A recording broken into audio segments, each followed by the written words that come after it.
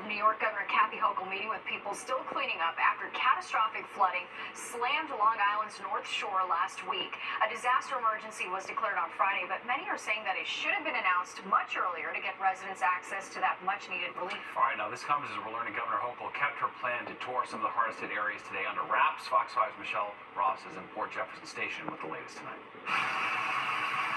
It sounded like the Lehigh River flowing into my basement. Daniel Cruz and his family woke up to the sound of water bursting into his Port Jefferson Station home last week.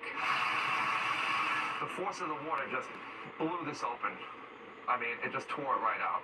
5.5 feet of rainfall collected in his basement. It filled up the basement like a bathtub, and it just kept going and going. The water line was so high, some of the water poured out the front window. He has fans and dehumidifiers going nonstop. When he asked about flood insurance, he was told by his insurance company that he's not in a flood zone.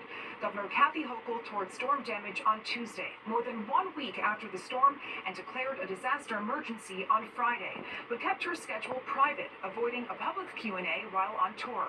In the future, just listen to the local governments, listen to the people, and take it seriously. They need to heed the words of what the people are saying and act, accordingly and swiftly.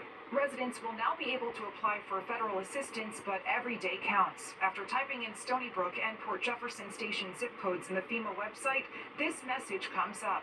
Dan Cruz and his family will have to spend tens of thousands of dollars to replace their belongings, like their home gym and his daughter's dance studio in the basement.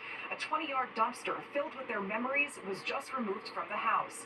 And in the backyard, they hope to create new memories with their annual Oktoberfest party as they dry out those decorations. And to prevent any future damage, Dan plans on building a concrete wall right in this area, about 2 to 3 cinder blocks high, and then waterproofing it to lessen the blow in case anything like this were to ever happen again.